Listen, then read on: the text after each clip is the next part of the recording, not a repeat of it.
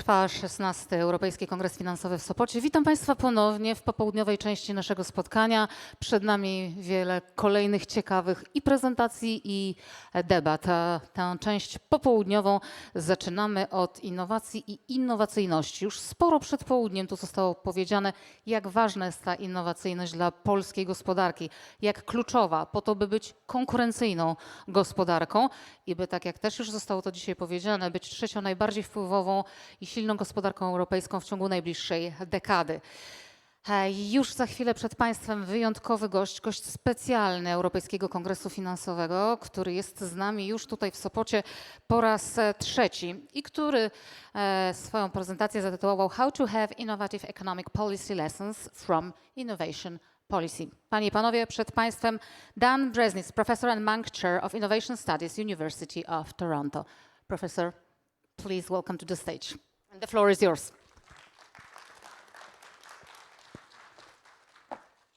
Well, first, thank you so much again for having me here.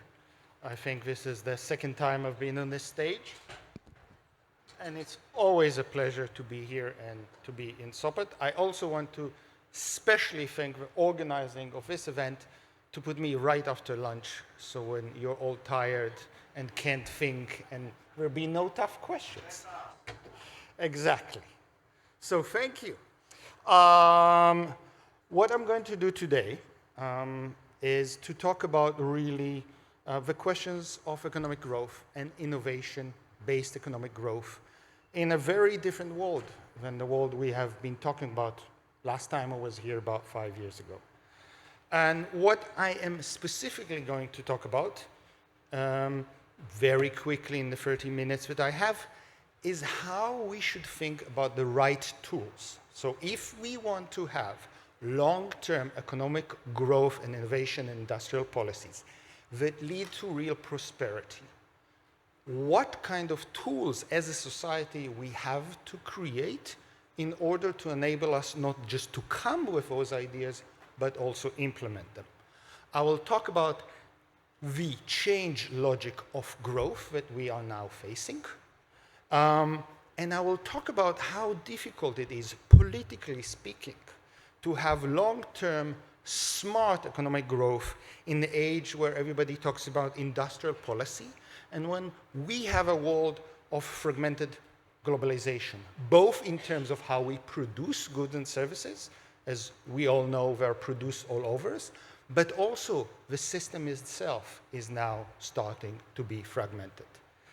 And then very briefly about the fact that if we want economic growth, and we talked about specific countries, in this case Poland, we have a very different kind of mission and aspiration as societies.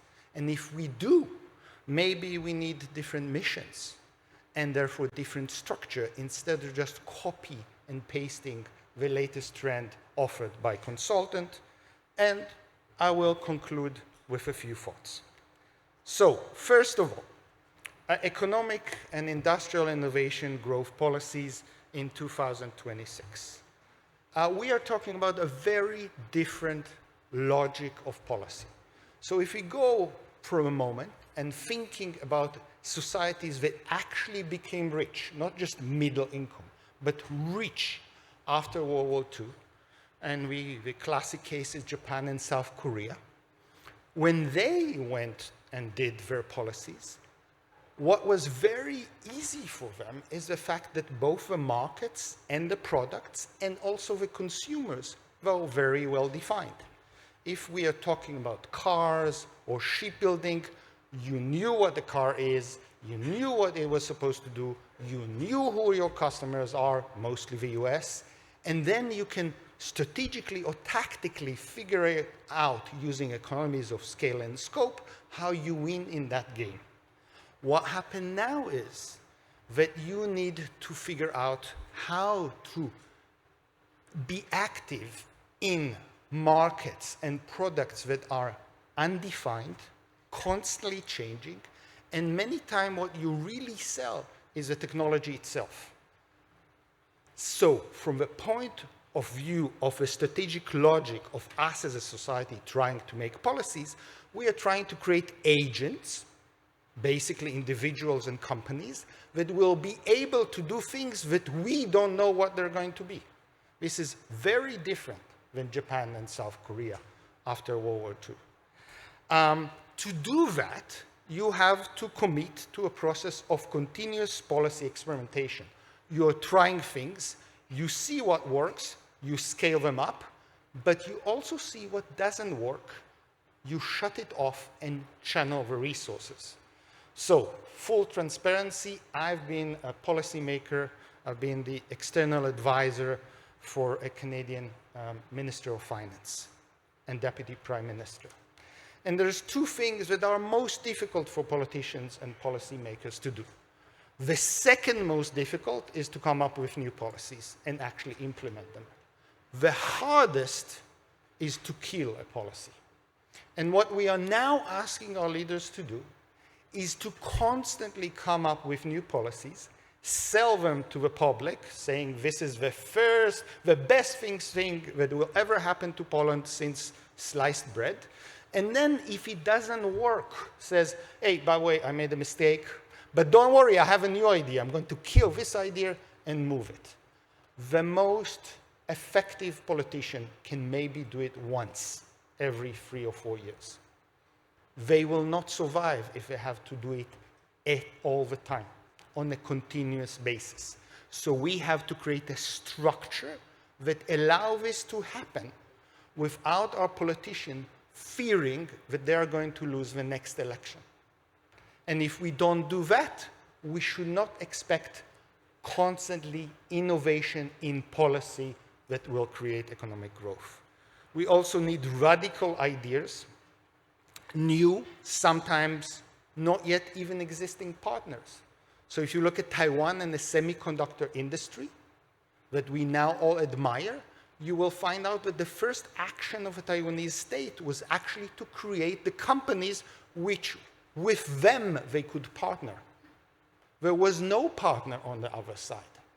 Again, very different things that we ask our leaders, political leaders and policymakers to do. And you have to do it in a fragmented global production, where everything that you made, and you can take your smartphone out of your pocket and start counting the countries in which different parts, different innovation, different software were produced, then they got assembled, and then a whole set of innovation, often production, happened in a different place just for this thing to be sold again somewhere else. And it is also critical to remember, why do we want it? And we want it not because we love profits or we love wealth. We want it as a society because we want to achieve sustained prosperity for as many people in our society. We don't want just a few extremely rich people. If you do policy, especially in a democracy, you aim to move your whole society forward. And the only way to do that is through innovation and economic growth. So, what was the conventional answer? If you look at how other countries have done it, they basically created the hawk. So, does anyone here know what this green giant, when he's not hungry and breaking stuff, do for his job, day job? For those of you who don't remember, he's actually maybe the smartest scientist of his time, but he's working in a national lab. So basically, what the Japanese and the South Korean and a few others have done is they created a new ministry, very highly centralized, very coherent, extremely powerful, and basically told him, you have power to force on others new policies. You can basically abuse your power, force business to do what you want, punish them. You're very strong. You have no limits on your power. You can coordinate all this around all the government. So basically, and the argument was that if you have an autonomous, very strong, capable ministry filled with the smartest people you can find, they can just do this. And indeed, if we look at the history of growth, that was very, very successful for a while, especially in catching up stages, where you're less developed and you try to become the most developed. The problem is that as soon as those countries became rich, that model stopped working. And because of that, what comes is ideas that what you really need to do is use more or less the same model, but instead of being the hawk-hungry guy that just go around and does what it wants because they're so smart, the best physicist of his time, they are connected with the outside world. They are part of a great network of minds and businesses and all the rest, both domestically and internationally. Some people call it embedded autonomy. The problem, if we actually look at those cases, that it does not help us at all to figure out where those radical innovation ideas, those policies that actually transform the societies come from, because they don't come from those ministries. You look at the cases, the more recent cases of societies that move up, like Finland, Israel, and Taiwan, and that does not explain what happened there. Nor does it explain in all of those societies that I just mentioned why they were so successful for the first 5 years, the first 10 years, but then with time started to be less and less innovative in policy with less and less growth. So here comes what me and my co-authors call the unconventional answer. And to stay in the world of superheroes, this is Batman. Does anyone know what is so unique about Batman among all superheroes? Well, the fact is he's not a superhero. He's just a regular, highly trained human being. All his powers come from products that he innovates with the help of his friend, build and uses, not because he's a superhero. And unlike the Hawk, where does Batman live? In a cave very far away from the center, where he can do things in darkness and secret, and only when it's ready to show it to the world. And indeed, if you look and what you care about is innovation in policy that lead to success, what you find is that the most successful agencies, the most successful tools for us as a society were actually peripheral agencies with not a lot of money. And part of that is because then both the politicians but also the big businesses couldn't care less about them. There was no need to lobby for them. They have no resource to give. And because they were not that important, they could not work with already the big boys. They had to start working with the small boys and girls and grow them to be big. So finally, you have a tool that talks with your young entrepreneurs, not with what you already established. And because they did that, they were also open to new ideas. They were not allowed to use the old policy tools. Those policy tools already belonged to a different minister. Even more, their inability to protect their success meant that this was taken away from them, and they constantly had to come up with new ideas to stay relevant. And here comes also the logic of the politics that I talked about, and that is, as they become successful, they become famous. As soon as become famous and political silent, you could see how they become less effective and no longer innovative. So to make it slightly less abstract, let's very briefly run on two historical cases. So first, especially since I heard that Poland now cares more about North and South and not just East and West and look to the Nordics, let's talk about Finland. Historically dependent on very low-tech resource extractive industry For those of you who don't remember, by the time the USSR was coming down, forestry was 50% of the export of Finland. R&D was as low as Poland is now. And yet, the high-tech export increased from 3.3% in the 80s, when the crisis started, to over 26% by 2000 and continue. And Finland is now considered one of the most research-intensive countries in the world. And if you look at that history and look at each and every of those policies, where it come from a very, very small institution called Sitra. So let me tell you a little bit about the story of Sitra.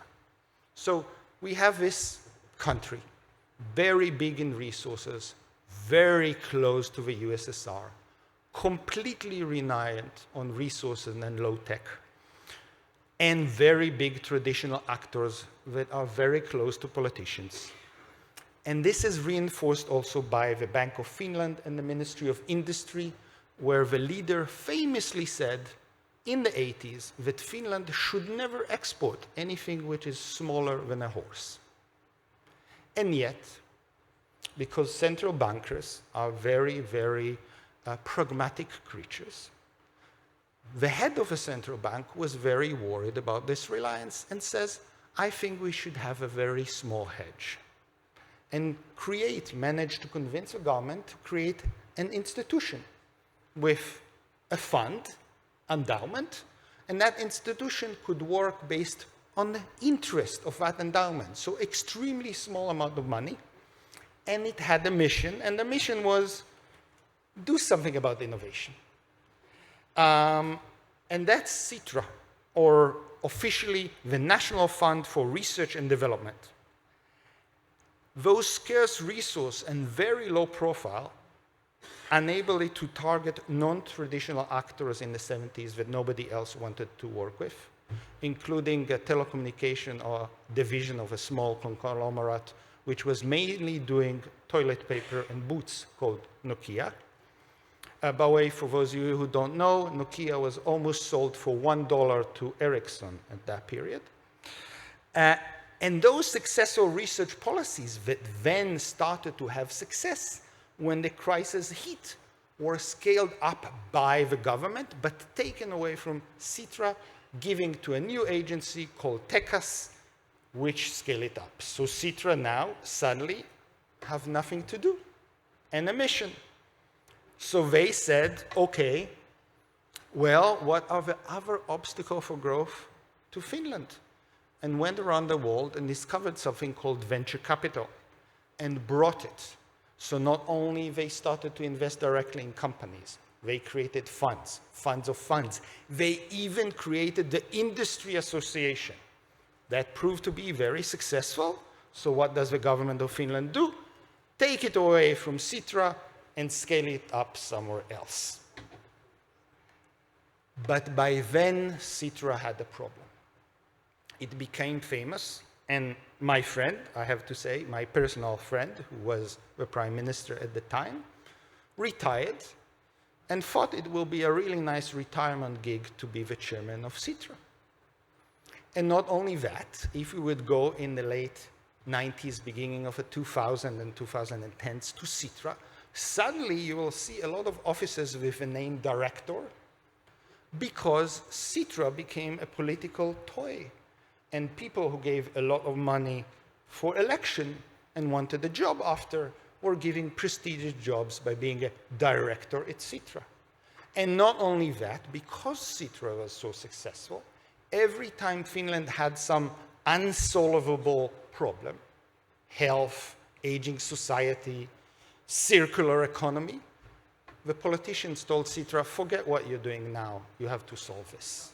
So Sitra no longer was that innovative, and you could see it in the economic policy of Finland, that has become significantly less innovative. Israel.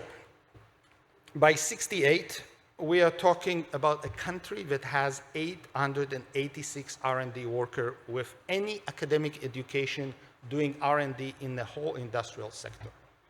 I don't know about you. I think that here we have about 200, maybe 300 people.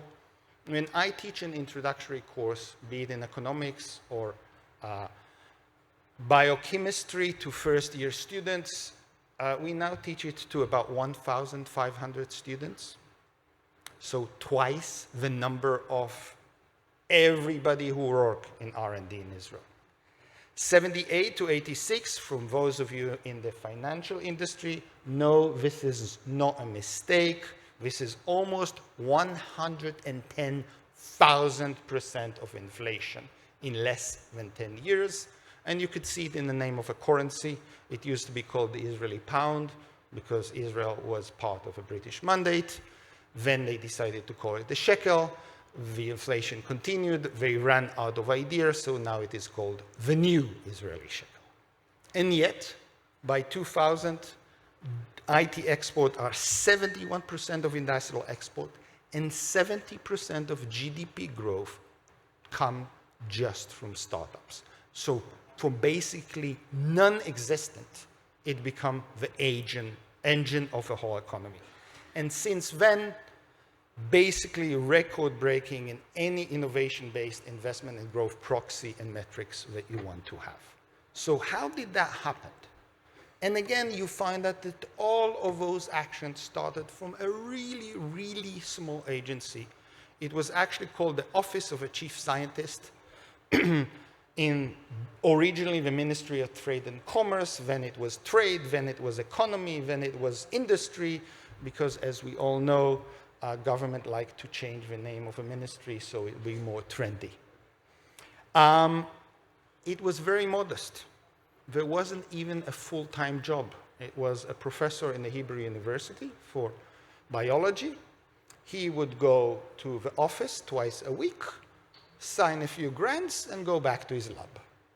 And yet, by 74, Israel recruited the person who used to do the R&D for the military for this job, and they said, I just don't think it works. And without asking for any approval, he takes all the money that go to public research institution and start giving it to companies to develop new products. By 76, he managed to convince the American and Israeli government to start a foundation, very similar to CITRA, where American companies develop the idea for new products for America, and Israeli companies do the R&D. In 84, so only in 84, 16 years after all of this happened, this finally became a law. So all of this was done in the Batman's cave. Nobody even heard about it. Only when it started to even be slightly important, politicians actually write a law and said, okay, it's legal to do everything you did until now. By 91, the Russian immigration to Israel allow it to do even more policy initiatives, including the one which I think is most famous in Poland, which is basically single-handedly creating the venture capital industry with what is called Yuzma. And yet, as soon as the industry becomes so important and the economists claim that Israel is an innovation state or a startup country, the politicians take interest. Shrinking budget, either direct intervention by the minister trying to tell them what to do, or if you want to limit their ability of what to do, you just say, oh, you're so successful, here is a new mission, for example, the EU framework, but we're not giving you any budget. So what I just did is I stole 25% of your budget. So I will have direct control over you. And even when they tried to innovate, they had to somehow find the money from their own resources. So again, political silence leads to less innovation and policy innovation. And that is really one of the other things of what I will call the Batman phenomena. If you remember, Batman saved New York and then says, By the way, every time you have a problem, here is the button lamp, you just put in the sky and I will come to save you, which is exactly what now happens.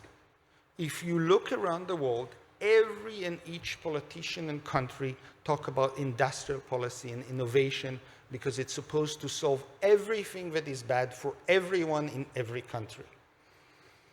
The problem is that under those conditions, even very small policies become really important, and your ability to allow failure and therefore experimentation and therefore innovation in policy goes down sharply. So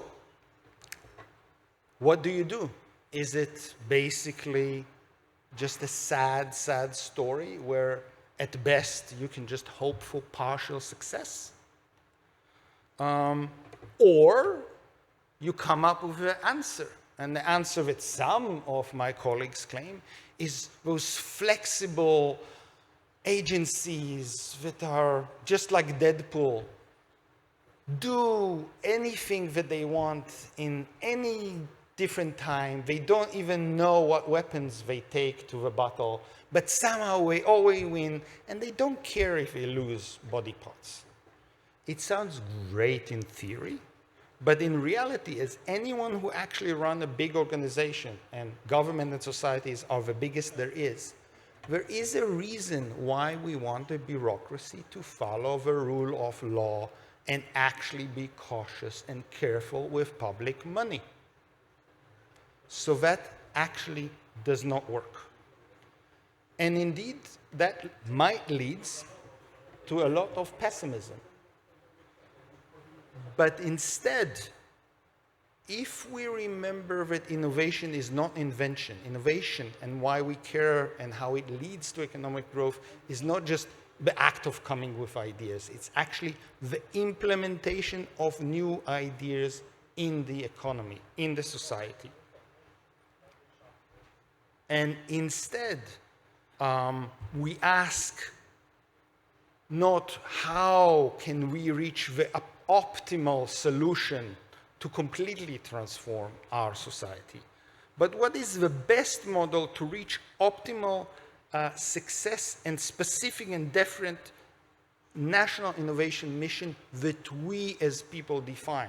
So what would be the goal of Poland? What will be the goal of Denmark? What would be maybe now after the election the goal of Hungary in economic growth and using innovation? Then we found out that there are actually multiple ways to reach success. There's at least 4 of those models. One in which you say the main way to reach economic growth is actually to add the productivity of our already existing industries.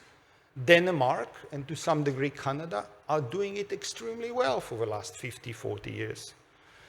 You can say, I want to upgrade and change my existing industries. So those of you who drink Chilean wine or have salmon or mining should go and look at an agency called Corfu in Santiago, which is very good in that and really bad in creating startups. You can say we need to create new industries and we don't think our private industry has the capacity. And you create an agency that actually is able to do that. That's the story of Taiwan, but also to a degree the story of DARPA in the United States. And you might want to look at CITRA or the OCS, or as it is now known, the Innovation Agency, Authority, of Israel. But that might not be what you want for your society. So the real question that I would urge all of us to do before we go around looking for optimal innovation and economic growth policies is to understand a few things. That A, this is a long-term game. This is not taking 50 billion from the EU framework and spreading them in 2 years and assuming the economy will mysteriously transform. We have to understand the trade-off between choices. But especially important is we need to have a vision. And when I talk about the vision for countries, I do not talk about aspiration, but pragmatic one.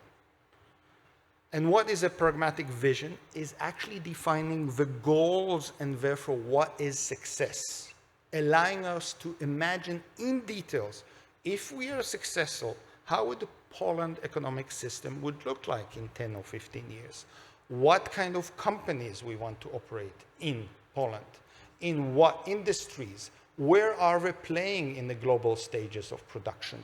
What are they selling the world that the world will come to Poland to buy? And what do they need from the world in order to excel?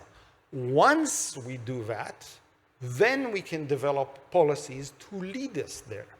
Instead, what most countries do is claim that they want innovation, economic growth, never define it, and the best way to think about what happened is you take a ship, go to a very stormy sea with no map, no GPS, no compass, and not even a hint of an idea of where you want to get to. And then after 5 years, you are so completely surprised that you're lost. So instead, I urge us all to think about where, as a society, we want to be in 15 years, then imagine it in detail, and then develop a policy that leads us there. Not develop a policy and hope that somehow they will lead us to the vision of what it is that we want to be. Thank you so much.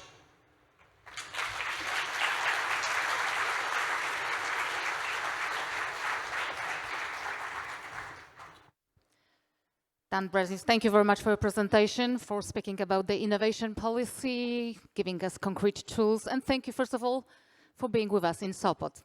Dziękujemy bardzo.